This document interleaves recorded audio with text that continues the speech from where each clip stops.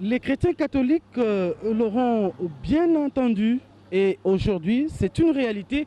Ce terrain, autrefois squatté, autrefois victime des conquêtes inexpliquées, aujourd'hui les chrétiens catholiques entrent en possession de leur terrain. Je voudrais informer toute la communauté ecclésiale de Kinshasa que le terrain de la Funa a été rendu à l'archidiocèse de Kinshasa et doit être mis en valeur dans le meilleur délai pour y marquer notre présence. Et vous vous posez la question, qu'est-ce qui sera construit ici sur ce terrain? Eh bien, c'est notre basilique, le basilique national et l'église catholique de Kinshasa, en particulier l'église catholique de la RDC en général, y tient beaucoup.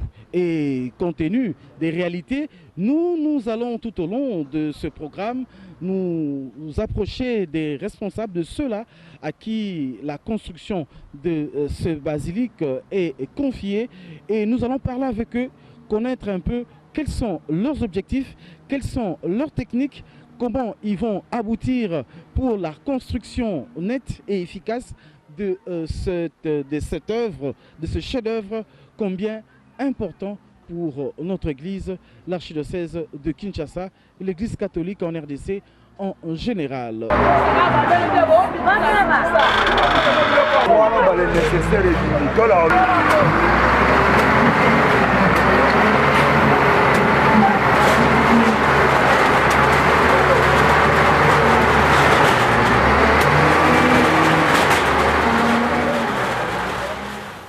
Décidément, les tracteurs n'affaiblissent pas sur le terrain de Sendoué.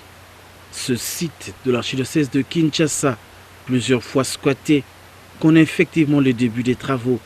Il faut le dire, les chrétiens catholiques ont attendu ce moment depuis longtemps. La campagne de collecte de fonds dans les paroisses, initiée par l'archevêque de Kinshasa, Laurent Cardinal Monsengo, a porté ses fruits. L'office des voiries et drainage prépare déjà le terrain.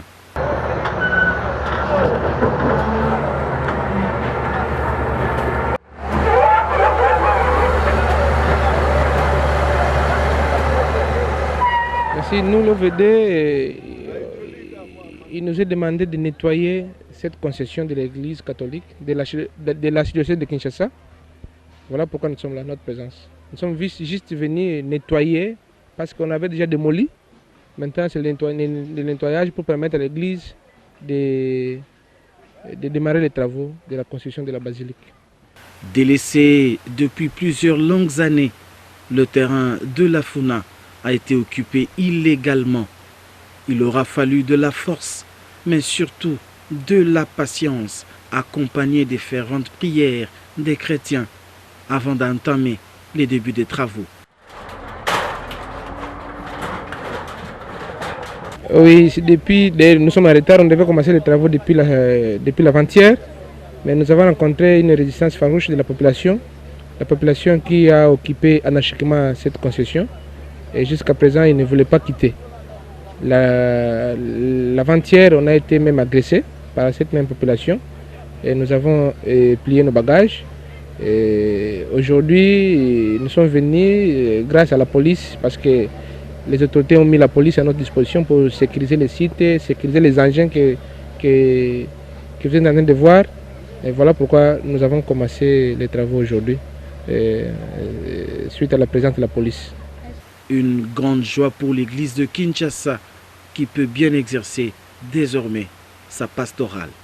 C'est la joie qui nous habite et nous reconnaissons à travers tous ces événements la main de Dieu, parce que depuis longtemps, le peuple de Kinshasa, je dirais même le peuple du Congo, brille des désirs de voir ériger la basilique, la plus grande église qui peut accueillir beaucoup de chrétiens. Ces lieux, nous, jeunes Kinois, depuis notre tendre enfance, nous avons appris que c'est un terrain des catholiques. Et les spoliateurs l'ont pris, et maintenant que l'État nous les restitue, ce n'est que la joie et signe de reconnaissance envers notre Dieu. Parce que ce terrain est destiné pour la construction de l'église. Ce n'est pas pour des fins lucratives.